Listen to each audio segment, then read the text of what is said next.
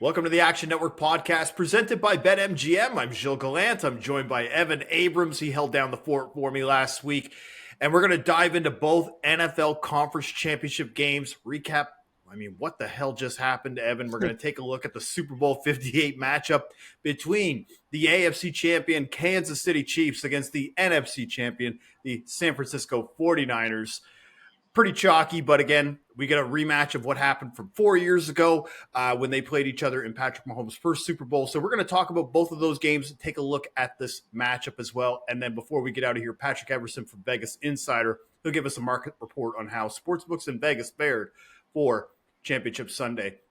But Evan, I think we immediately have to talk about the NFC Championship game. We just finished watching that game between the Lions and the 49ers. 49ers win 34-31. On the verge of covering the 7.5, but got garbage timed out or vultured, depending on how you look at it. The Lions bettors feeling very good if you bet 7.5 because the Lions do score a last-minute touchdown that did not decide the game at all, but the over-under of 52.5 did go over as well. Evan, I kind of feel like this was a tale of two halves because if you had just shut the game off at halftime, you would have thought the Lions were just going to roll in this game. And it was just all Lions in the first half. And then it was all Niners in the second half. I mean, the Lions, they went up 14-0 quickly.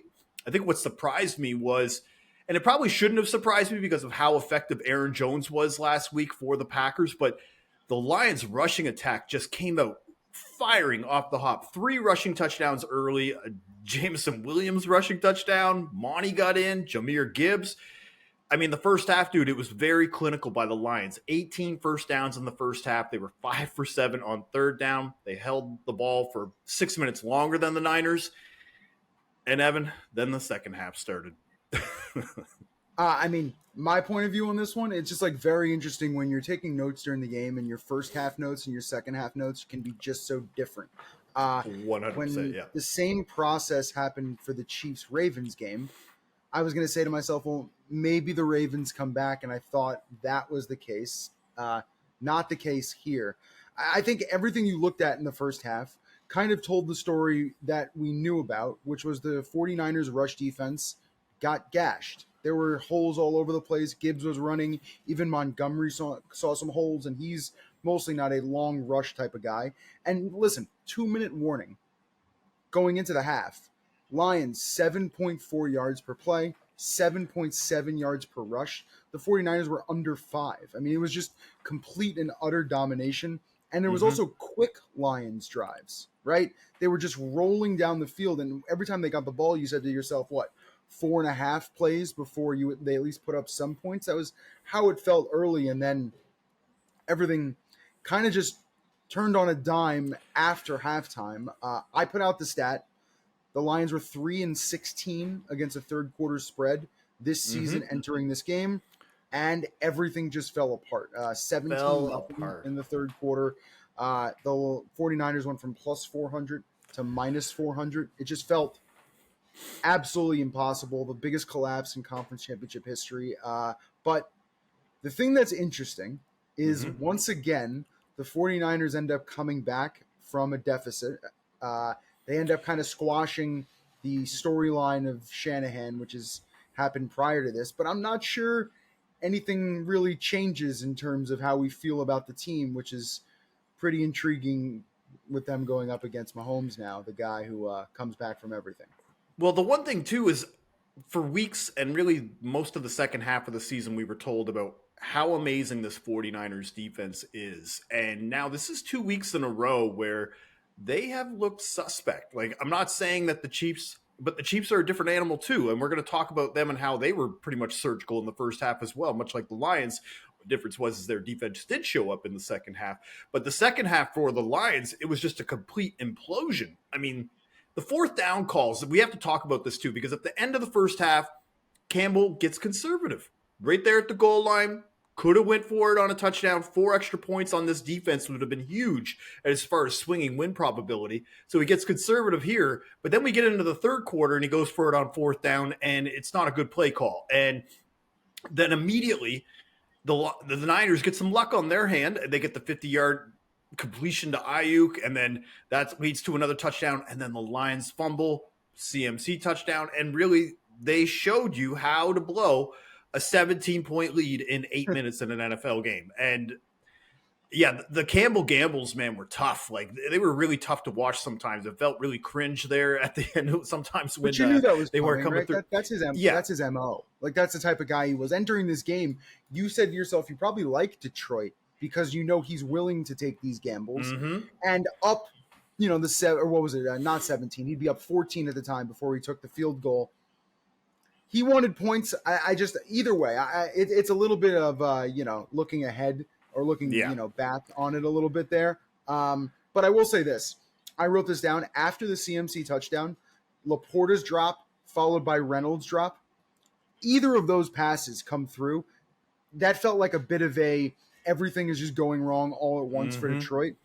So that's what those were kind of my notes at the time, and then the sack on first down near Detroit's goal line. Great job by Purdy holding onto the ball. There was just a few plays that there was also the scramble where he went for the first down at the end of the game. Yes.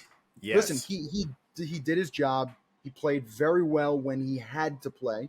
And he came back for the second straight week. So I think the funny thing is, again, going into this Super Bowl, if you believed one thing about Purdy, you probably still feel that way. And you know what I mean? Like, I don't think many of the storylines have changed. It wasn't like it was him who came back. The Lions fell on themselves. The turnover on downs, the fumble in itself by Gibbs. They gave them amazing field position and all the momentum. So the Purdy runs, though, in the second half, I got to give him credit on those, especially on third down. I mean, he had 51 rush yards just in the second half. To me, it was just kind of one of those things where the Lions just ran out of time, and the time management, if you even want to talk about that, Campbell, they could have went for a field goal there, kept all 3 timeouts and the 2-minute warning, and then been able to potentially get the ball back with maybe a minute and a half left and be able to just go down and try and tie the game. I know that sounds easier after the fact, but even in real time, I'm texting Nick Giffen, a friend of the show, friend of the podcast, friend of the network. But point is, we were texting, we were like, why did you just take that time out there? And I think that's kind of, again, the Campbell gamble is what you play with if you're going to be betting on the Lions. So kudos to anybody who got the Lions at plus 7.5. But now, because of them losing the game, they are going to now, the Niners are going to be favorites now in the Super Bowl. So that means that we get to bet Patrick Mahomes again as an underdog in the playoffs. Again, Patrick Mahomes. Let's now talk about the AFC Championship game. Chiefs-Ravens. Chiefs win 17-10. The under that seemed like it was on track to go way over if you were just using the first quarter algorithm. That did go under. It was 43.5. But Evan, now the Chiefs go into the Super Bowl for the 4th time in the Patrick Mahomes era, and again, will be an underdog again for the 3rd straight playoff game. Back-to-back Super Bowls as well, that he'll be an underdog as well. Again, talk to me about the context of this run of Patrick Mahomes and that now, where it almost feels like it's an auto bet now when he is an underdog of 2.5 or less, or just an underdog in general. 10-1-1 against the spread as an underdog in his career, 9-3. Best of any quarterback, minimum 10 starts in the Super Bowl era. The guy just finds a way, and now being an underdog in his 3rd consecutive game for the first time since his first 3 starts of his career, which is just absolutely beautiful to come to fruition into this game and the storylines in itself. I think this is also worth noting. So 10 now with the Chiefs winning and the 49ers winning, 10 of the last 11 Super Bowl champs have been listed at 12-1 or shorter in the preseason. And so the Chiefs at 6-1, 49ers were 10-1. And since 2005, the favorites win the Super Bowl entering the playoffs have won it all 3 times. San Francisco can join them if they win it this week, being favorites entering the playoffs. So just kind of chalky. The Lions were 22-1. They were going to be the story, but not to be. Right. And the story, been a tale of 2 halves as well if you're just using the Chiefs offense, because in the first half, surgical. I mean, the way that they played that first half might have been one of the best masterstrokes of Andy Reid's coaching career. At least they defer the toss, they force the 3 and out, use a nice 6-minute drive, Mahomes to Kelsey touchdown. The connection just looked perfect. And then they take another 16 play drive to score again, where they were just keeping Lamar and that Ravens offense off the field.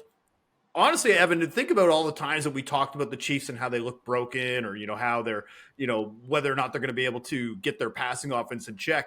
I kind of feel rope-a-doped, the way that they were during the regular season, especially in the second half. But yeah, 11 straight completions by Mahomes to start the game.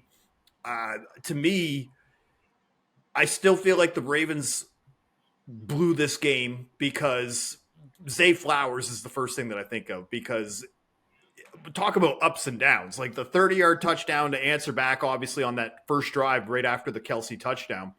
But then a big catch to set up another scoring opportunity, and gets a taunting call, like in the AFC title game. Like, it was such like to call that at that time.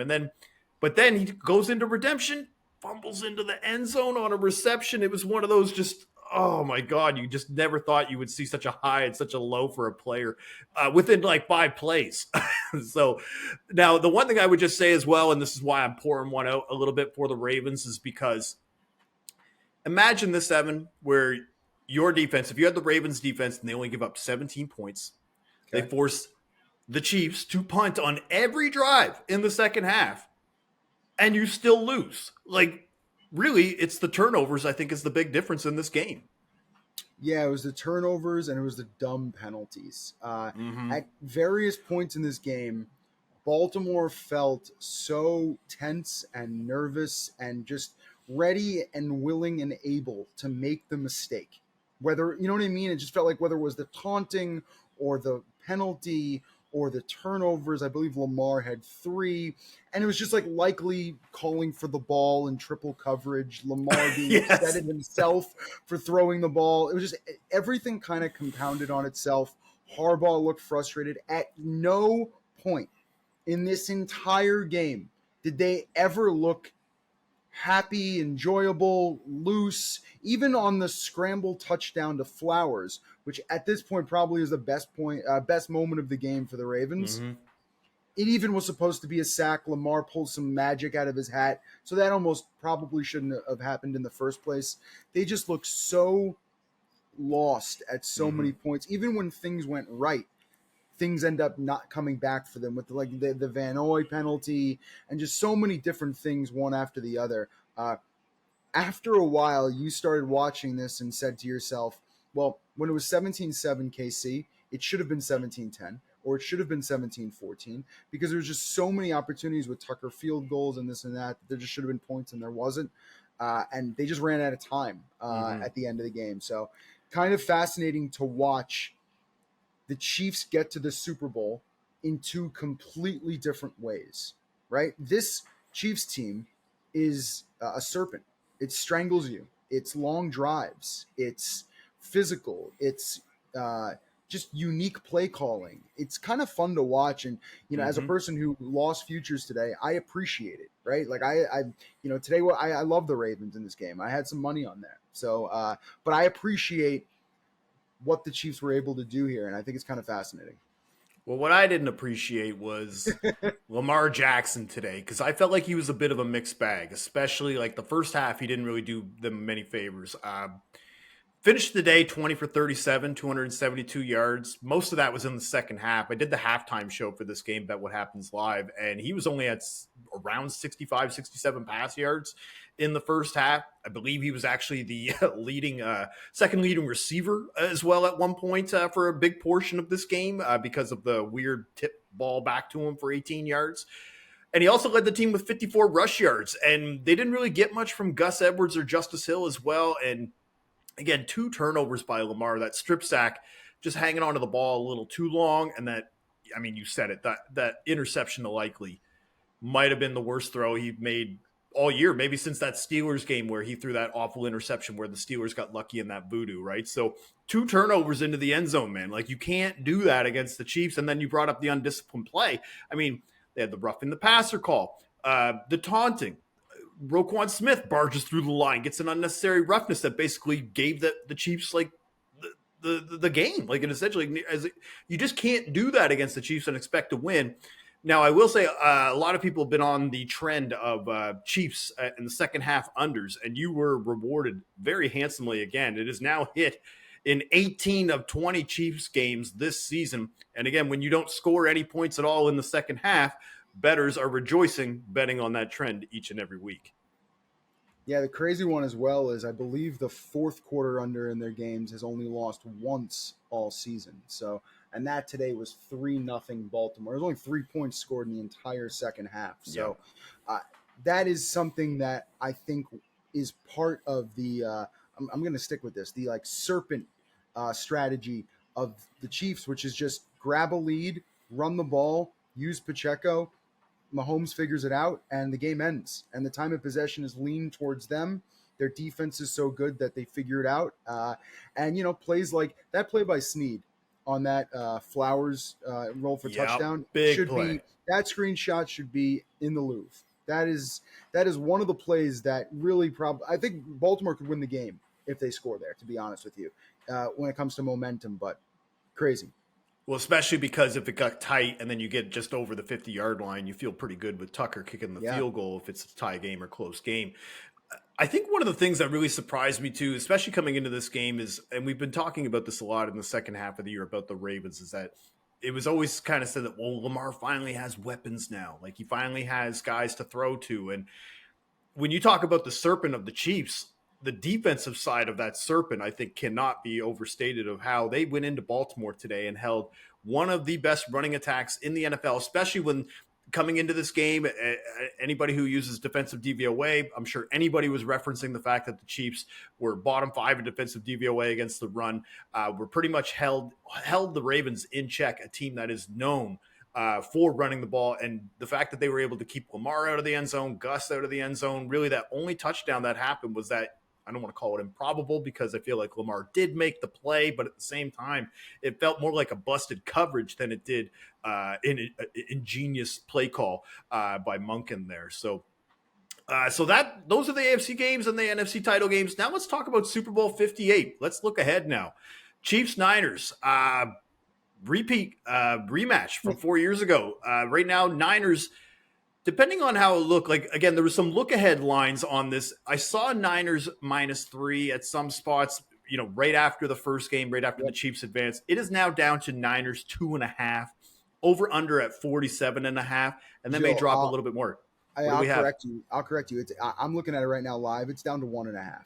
Wow. Okay. So as we're recording, just in the time that I started recording this podcast with you until now, the line has shifted an entire point. So that's just showing the public love for Mahomes. And I imagine a lot of professional sports bettors were getting on that 2.5 and maybe even the money line. I bet when the reports come out, when we get to reporting the splits, as we get closer to kickoff, I imagine you're going to hear a lot about how there is a ton of money on the Chiefs money line coming in. Yeah, I'll even say this right now. So literally, as you said, line comes out at 30 minutes, an hour ago, but 69% of tickets on KC. Everything's going to flow in that way until it probably hits. My guess is pick them at some point, and then you'll find some resistance. But at the moment, it seems all Kansas City. Right. And one of the big things as well to report, former colleague of ours, Darren Rovell, made sure to get the full itinerary that Taylor Swift can make it back in time for the Super Bowl. So just if you're wondering if Tay-Tay is going to be in the audience, there is a very good chance she could be. And then also the game being played in Vegas, I imagine it's going to be a betting bonanza being in this environment as well.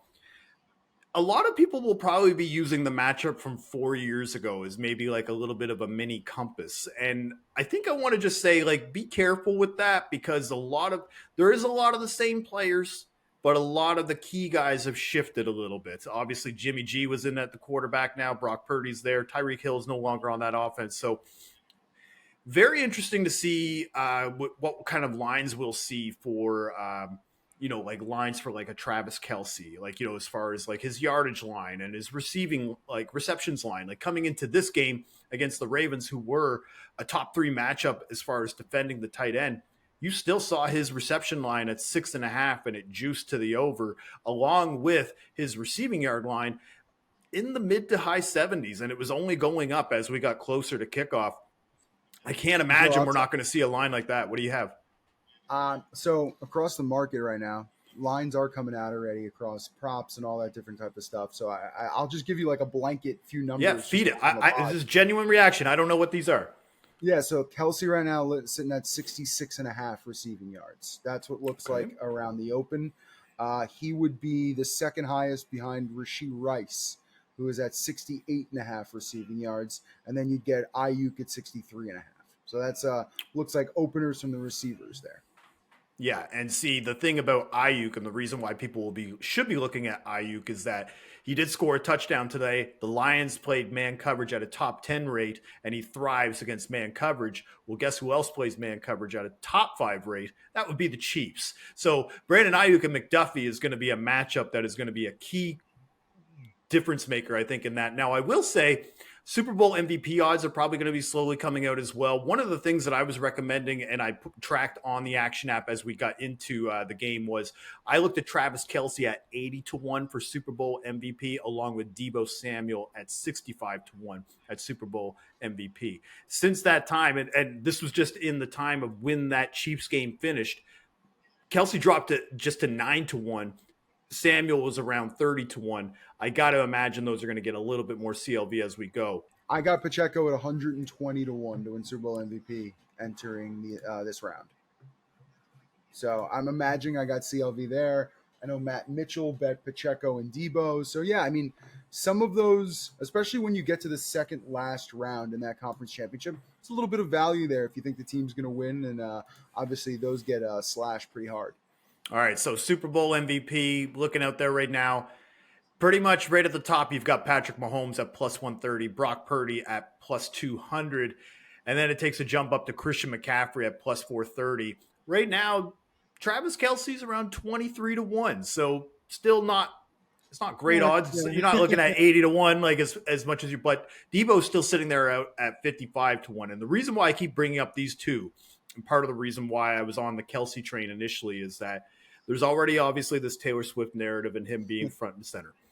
But if Patrick Mahomes has a game like he had today, where he's just good, but he's not the best player on the field, like that kind of thing, where Travis Kelce had a dominant effort today, I could see voters kind of looking more towards Kelsey's pocket instead of Mahomes. Now, the same thing on the flip side with Samuel. If Samuel has a 2 or 3 touchdown game and just is dominant, nobody's going to give Brock Purdy that credit. They're going to say Debo trucked a few guys, and that's why he deserves MVP. So that's kind of been my MVP thoughts so far. But again, I think the other thing too is that right now the way that they have the Super Bowl odds priced, if you're looking at the Chiefs right now, Chiefs money line is about even odds right now. So you got to think if the Chiefs do win, typically the award does go to the quarterback. So Patrick Mahomes plus 130. If that is the angle you'd want to take, that might be the better way to get a little bit of extra juice on that.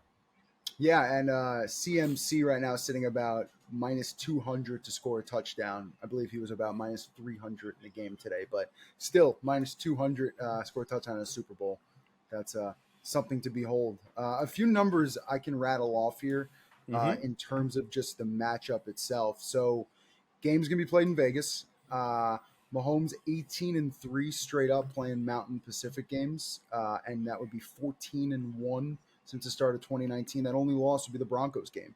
They lost this past season, but he's been pretty darn good when on the road and traveling, especially in his career. And think about this one. So the Chiefs entering this game having covered 5 straight. Those teams covering at least 5 in a row entering a Super Bowl versus the 49ers who haven't been covering at all and actually just, didn't cover entering this game. Those teams 6-0-1 ATS in the Super Bowl era. So usually the covering team ends up getting it done, and you might be getting a few free points here. So again, Mahomes, the Grim Reaper, getting points, unreal. And the other thing that I would just say before we go is the last 2 years, the most bet touchdown score in each game, that would have been Cooper Kupp and then Travis Kelce.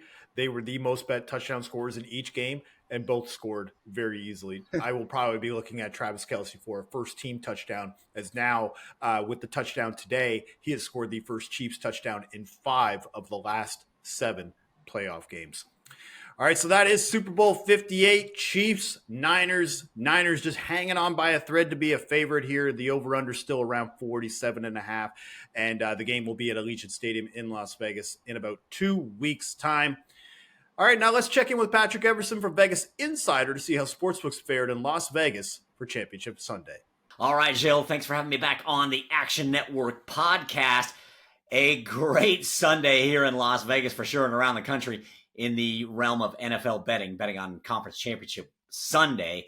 And generally speaking, this was probably a pretty good day for the books. I'm sure some bettors made out all right, but generally speaking, it sounds like they were pretty happy with the Chiefs outcome, getting the Chiefs outright at a couple of different sports books. I know BetMGM specifically, Christian Cipollini for BetMGM nationally, not just here in Vegas, but nationally, he said Chiefs was a good outcome. The Chiefs winning, and especially that game going under as well. There was definitely heavy activity to the over in that game. But in addition to that, while BetMGM nationally was good to both the Chiefs and the Ravens in the Super Bowl futures market, better to the Chiefs than the Ravens. So I think they're pretty happy with that. And again, multiple odds makers indicated similarly that was a pretty good outcome to get the Chiefs outright. Just absolutely stifling Baltimore. Baltimore can't really get anything going, loses 17-10. Obviously, the second game was a hell of a lot more exciting, with San Francisco making the huge comeback, beating Detroit 34-31. That was a good outcome, generally speaking, for the books as well, for a couple of reasons. First off, you get a Niners win and a Lions cover. There was a ton of money line play on the Lions. The public was definitely on the Lions on the money line. They were all in for the underdog to keep that Cinderella story going. So books didn't mind at all that they got a 49ers win, but a Lions cover, because then they scoop up a lot of 49ers spread, which quite a few books were seeing, and all of that Lions money line action went back into the coffers of the sports books, and that's including at BetMGM. Again, from Christian Cipollini, BetMGM nationally, he said, as it looked like the Lions were going to win that game, he said this one holding up would be very bad for us, but it ended up being very good ultimately because the Niners came all the way back. Now, that said, at BetMGM, again, the futures played into it as well. The Lions were a worse outcome for the NFC Championship game twofold. One, because of the Lions money line activity that I described to you a moment ago. And two, couple that with the Lions Super Bowl futures. Those two things coming together created a more perfect storm for the Lions to be really bad behind the counter for BetMGM and really good on our side of the counter for the customers. But the Niners are a bad outcome for BetMGM as well, but it was a lesser of two evils kind of thing. The Niners are a less bad outcome for BetMGM. So now what the book is rooting for, all things being equal, and a lot could change in these next 2 weeks, but they're rooting for the Chiefs to beat the Niners in the Super Bowl and hopefully see a whole lot of activity. Now, let's spin this forward to the Super Bowl. Talk with a Vegas odds maker on this Sunday night. I know as everybody's listening, Jill, it is Monday. This game opened, the Super Bowl did, at San Francisco -2. And what the odds maker explained to me was two reasons for that. One, it looks like Niners running back Christian McCaffrey might be a little bit dinged. He got dinged late in the game against the Lions, it appeared. But he said more importantly, because of a now suspect San Francisco defense. They don't have a lot of faith in them. So the thought process was, do we open San Fran 2, 2.5, or 3? Ultimately decided on opening the Niners at -2. But the bettors responded almost immediately by betting on the Chiefs. And granted, there's not a whole lot of room to move here necessarily if you're going to keep it around to pick them. But the Niners are already down to -1 late on Sunday night, and the money line is correspondingly moving. And I'm hearing from multiple odds makers that Chiefs money line, especially at BetMGM, Chiefs money line is getting hit pretty well, but so is Chiefs on the spread. There'll be plenty more to talk about over these next couple of weeks, especially prop bets and all that. But that is a wrap on the weekend from Vegas and nationwide on conference championship betting, and a little bit of a look ahead to Super Bowl 58 2 weeks from now, right here in Las Vegas. And I'll say, for a whole lot more, check out my NFL Super Bowl odds and action report at vegasinsider.com. See you next time, Jill. Thank you, Patrick. And thank you for listening to the Action Network podcast presented by BetMGM. Enjoy a nice little break. Keep an eye out for all of our NFL Super Bowl podcasts right here on the Action Network.